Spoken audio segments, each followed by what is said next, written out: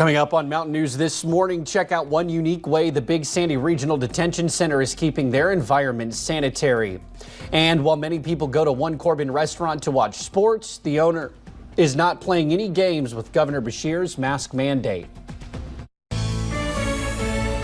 Dedicated to Eastern and Southern Kentucky, this is WYMT Mountain News this morning.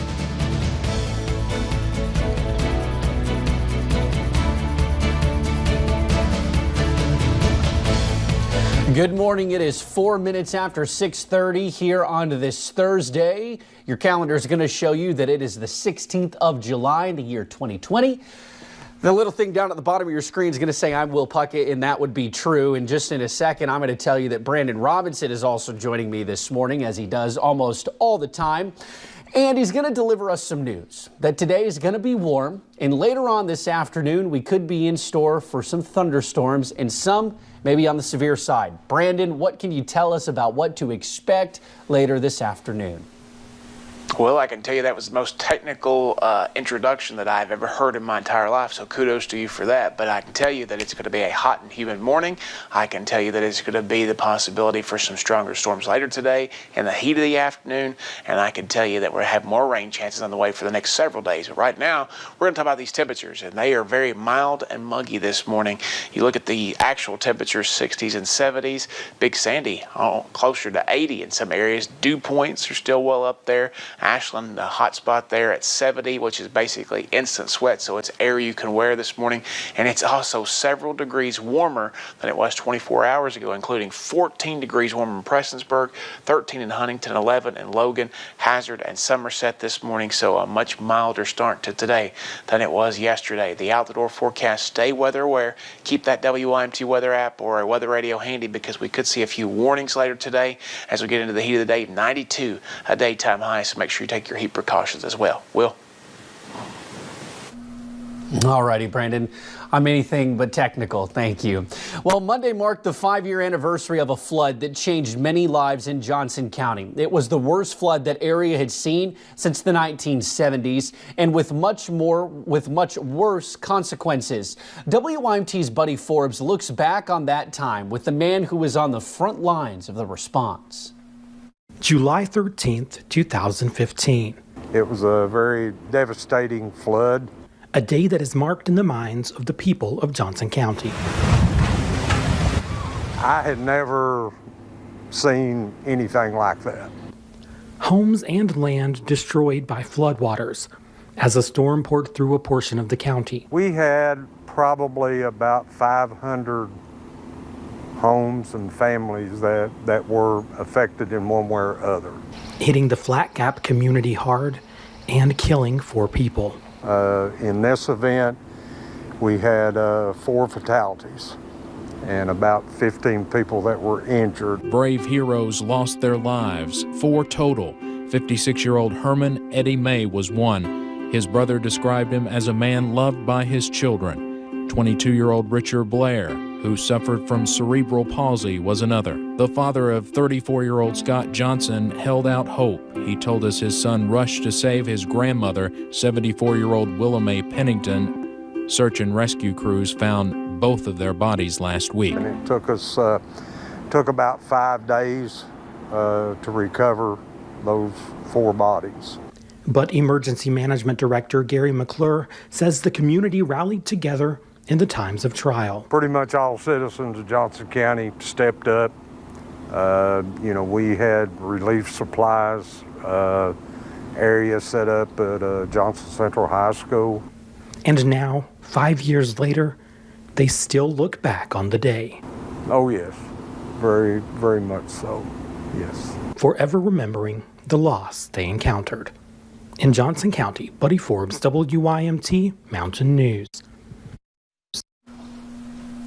McClure says many people made the move to higher ground after the flood, and the area has mostly recovered as much as it can. Well, the Big Sandy Regional Detention Center is working to make sure it does not have an outbreak of cases. The jail bought a $4,000 ultraviolet light machine that's on in a cell for 30 minutes and disinfects the space. Jail officials say they plan to use the machine to clean each cell several times a week. It would be used a little more as people go out there. We're going to obviously put it in there as often as we can. The inmates are not in the cells with the machine. That's because the light is dangerous to a person's health. Well, small businesses have taken one of the biggest hits from COVID-19. The impact, some say, could last forever.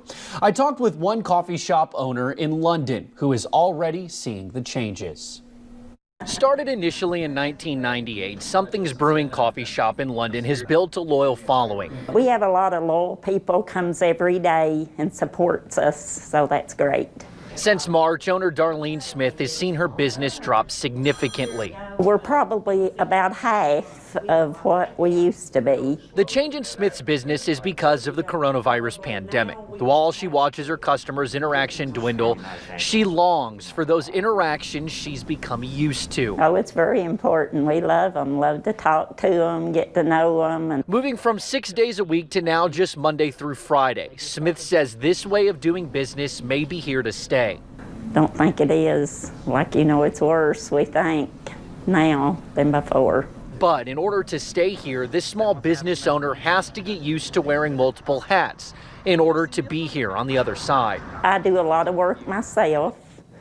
Used to have a CPA, but now I have to do the paperwork myself. So, see, it's a lot, lot you have to do, a lot of work. If I had to hire it all done, I couldn't do it. A side that looks different, but one Smith still wants to serve. In London, Will Puckett, WYMT Mountain News. Well, Ed Henry's position. Something's Brewing is open 8 to 4. Smith hopes to be able to return to Saturday business when things pick up to pre-COVID levels. Well, many people go to a Corbin restaurant to watch sports, but the owner is playing no games when it comes to Governor Andy Beshear's mask mandate. Brandon Shepard, who owns Shep's Place, is pleading with people to wear their masks. He says it's not a political statement, but that wearing masks could be the difference in success or failure for his business and many others. Shepard says small businesses are caught in the crossfire of the discourse surrounding masks. Because some people don't want to wear them because they think it's a political statement, and then there's other people that say, hey, we need to wear these because we need to keep the economy running. It's kind of put us in a political minefield, and it's definitely not where a small business wants to be. We want to serve everybody. As the mask mandate continues, Whitley County Health Department officials say they are seeing a spike of new cases both in towns and rural areas. Well, several new laws are now in effect in Kentucky. The controversial voter ID bill is one of them. That means voters will be asked to show a photo ID before they can vote. Another allows distilleries, wineries, and breweries to ship directly to consumers in and out of Kentucky. And thanks to Senate Bill 32, veterinarians will be allowed to report if they find signs of animal abuse. And an anti-human trafficking hotline number will now be shown in several transportation locations like airports. Helpers and Heroes, sponsored by Wolf Williams and Reynolds, serving Eastern Kentucky for Social Security Disability and Federal Black Lung. We got day 4 of our series today, highlighting that whole family, that entire family of helpers and heroes. So let's go on over to those first pictures today. All these were submitted by Lori Johnson. Our first picture is her sister-in-law, TJ Calhoun. TJ is an LPN travel nurse who is currently on the road working in North Carolina. I can't imagine what it would be like to be traveling to work, especially during a pandemic. Thank you, TJ, for what you're doing for your coworkers and for your patients. Our next picture is Lori's nephew, Joey Calhoun. Joey is a deputy with the Perry County Sheriff's Office. He started with the department about a year ago, bringing several years of law enforcement training with him already. Thank you, Joey, for being out there on the front line serving our community. And our final picture today is Lori's sister, Stephanie Parks. She is a residential services associate with Dungarvin. Dungarvin offers support services for a variety of individuals with different life needs. Thank you, Stephanie, for being there to support those who need it during this difficult time. Of course, we're going to continue this segment through the end of July, so we can still take a few more submissions. If you want to get those into us, you can head on over to the website, WYMT.com, search for Helpers and Heroes, and you'll find a link there where you can submit those photos. Also, you can send them to me on my Facebook page, and several people have done that. Just send me a message. Brandon Robinson, WYMT. Will? All righty, Brandon, thank you. And thank you for joining us on Mountain News this morning. We'll be right back with more news.